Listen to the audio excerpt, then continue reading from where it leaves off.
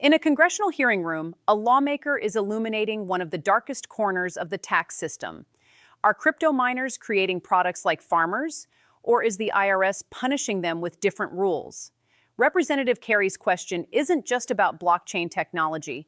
It's a case study in how government suppresses new innovation and how America falls behind in global competition.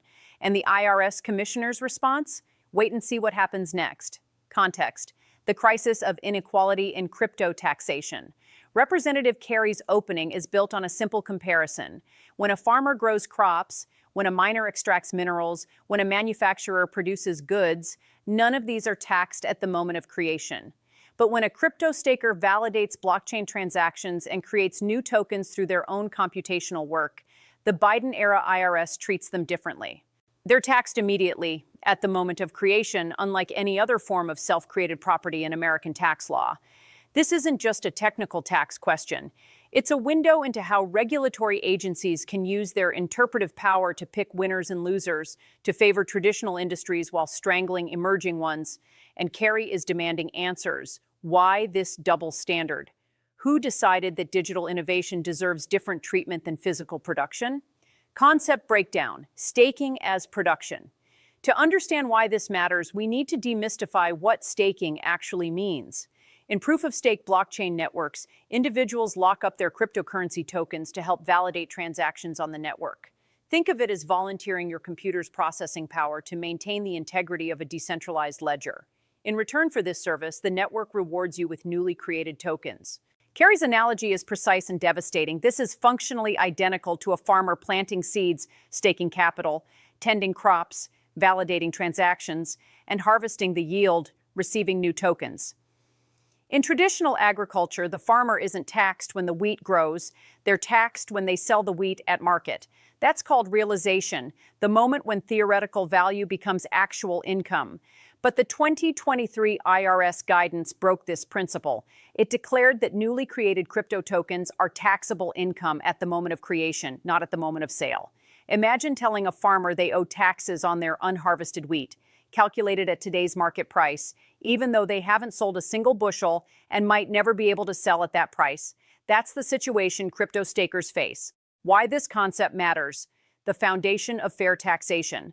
The realization principle is one of the bedrock concepts in American tax law. It exists for a simple reason. You can't pay taxes with theoretical value. You can only pay taxes with actual cash income. If you tax someone on unrealized gains that exist... You brought up some points that I want to continue on a little bit. Not exactly in the same way that you did, but as you can imagine. But you phrased it in a way that I think is very important. And you said adversaries receiving the wrong message. I'm on my own time now. I'm not...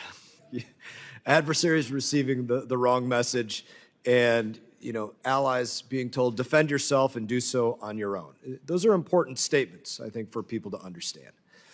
And so I want to bring up something that I don't think has been really brought up yet, and that is the emergency foreign military sales notifications that have come through. And before I ask you a question on that, I want to say, I get to have these meetings day in, day out, week in, week out, with the leaders of every country. And what every country, very literally, without pinpointing them precisely and who I spoke with, every one of them at the highest level is realizing is absolutely how much of an imminent threat Iran was to them. Where they were told in the last week, the last month, the last year, the last 10 years, by Iran very specifically, no, we would never target you. No, we would never target your civilian infrastructure. No, we would never target your oil and gas facilities. No, we would never, under any circumstances, target your ships. No, we would never do any of these things. Told over and over again, in the last, some of them in the last week, some of them in the last month, the last year, and so on. And all of them realizing that they have been long-term, pre-calculated targets of Iranian aggression. And that is what every one of them across the board is realizing. And so as we go to those the emergency authority which you've used to notify Congress about these sales, what are those sales accomplishing for our allies? What is it that they're doing for them? Why do they need that weaponry? What is it doing? Thanks for the question, Mr. Chairman. Number one, I think it's important to point out, excuse me, during my confirmation process, I was clear and recognized the role of Congress in respect to the role, whether it be tier review and notifications. So we are not reestablishing a norm, number one. Number two, it's clearly an emergency. I don't think there could be a clearer emergency to prioritize capabilities to our partners and allies that are under the exact pressure and threats and attacks that we're seeing today in Iran. And I think to the last point of your question, there's a combination of things. One, what capabilities become available immediately? Number two, how can we expedite contracting and begin the important process, sometimes a long process? And number three, there are long lead time capabilities that we need to start the process down the road. Do you know who in this room has to sign off on foreign military sales? Go ahead, sir. Myself and the ranking member. We have to sign off on all foreign military sales. For the last year, my ranking member has been withholding these sales to UAE and Israel. Billions and billions of dollars of sales. So one side of the mouth saying, oh, we need to do all these things to support our allies. And at the exact same time, literally being one of the four corners holding up all of these sales to Israel and UAE and other countries. That is why these emergency notifications took place, because these were being held up very directly by the person that sits directly to my left. That is an example of sending the wrong message to our adversaries and sending the wrong message to our allies as well. In the midst of conflict, in the midst of protecting Americans in the region or allies in the region. And it's unconscionable to me that that is what's taking place and what has taken place. And that's why I suspect there will be in the future continued emergency notifications. I wouldn't be surprised if there's another emergency notification that takes place in the future, because my colleague has been unwilling to support our great allies in the region, Israel and others. And that is a very serious issue. So I thank you for your time today. I think we're going to go to Rep. You force them to sell other assets just to pay the tax bill. This creates a cascade of economic distortions. Here's why Kerry's question strikes at the heart of regulatory fairness. The IRS has essentially created a special punitive tax regime for one specific type of productive activity. Not because the law requires it. Congress never passed a statute saying tax crypto differently, but because an administrative agency decided to interpret existing law in a novel, industry-specific way. This is regulatory overreach disguised as tax guidance, and it reveals a deeper truth. When agencies don't like a new technology or industry, they can use their interpretive power to strangle it in the crib without Congress ever voting on the policy. Systemic impact, driving innovation offshore. Kerry pivots to the broader economic consequence. Many of the digital asset foundations that steward blockchain protocols are based outside of the United States due to regulatory uncertainty. This is the smoking gun.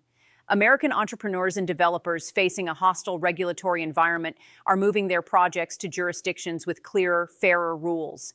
This isn't just about lost tax revenue, though that's significant. It's about losing the next generation of financial infrastructure to foreign competitors. Blockchain technology, decentralized finance, and digital assets represent potentially trillions of dollars in future economic value. When American policy punishes domestic innovation while other countries welcome it, we don't eliminate the technology, we just eliminate our participation in it. Think about this in historical terms. In the early days of the internet, the US could have strangled e-commerce with punitive regulations. Instead, we created a relatively open environment, and American companies, Amazon, Google, Facebook, became global leaders. Now we're making the opposite choice with crypto, and the result is predictable. Singapore, Switzerland, and the UAE are becoming the new centers of blockchain innovation. The AI parallel. When tools outpace understanding. Kerry's second question shifts to artificial intelligence in IRS operations, and here we see a fascinating contradiction. The IRS is enthusiastically adopting AI to improve tax collection, using machine learning to process returns faster, answer taxpayer questions, and identify compliance issues. The commissioner boasts about reducing amended return processing from 16 weeks to single-digit days using AI tools. But notice the irony. The same agency that can't figure out how to fairly tax crypto innovation is racing to deploy cutting-edge AI to maximize revenue collection. This tells us something important about institutional priorities. When technology serves the government's collection power, it's embraced. When technology empowers individuals outside traditional financial systems, it's taxed punitively. The commissioner's description of AI in call centers reveals the agency's mindset. Our ability to put information in front of our service representatives so they can get to it faster, allowing our representatives to answer more calls in a day. This is efficiency in service of the state. It's not inherently bad. Faster, more accurate tax processing benefits everyone, but it highlights the asymmetry. Individual crypto innovators get novel, harsh tax treatment that forces them offshore. The IRS gets billions in funding for AI systems that increase compliance pressure. One side gets the carrot, the other gets the stick. Closing, the test of responsive governance. This hearing moment is ultimately a test of whether American government can adapt to technological change or whether it will be paralyzed by institutional inertia. Can the IRS acknowledge a mistake and correct it? Can Congress exercise oversight that produces actual results, not just more meetings? The stakes are higher than crypto taxation. This is about whether America will lead or follow in the next generation of financial technology. Every month of delay, every vague promise of future review, every "we're studying it" response is a month where developers, capital, and innovation flow to friendlier jurisdictions. Democracy depends on institutions that can learn, adapt, and self-correct. The crypto tax question is a clear test case. The policy is wrong, the consequences are obvious, the solution is straightforward. All that's missing is the will to act. Final thought. As the commissioner talks enthusiastically about AI transforming IRS operations while offering no timeline for fixing broken crypto tax guidance, we see the paradox of modern governance. Rapid innovation when it serves state power, glacial inertia when it serves individual freedom. That imbalance is what every voter should be watching.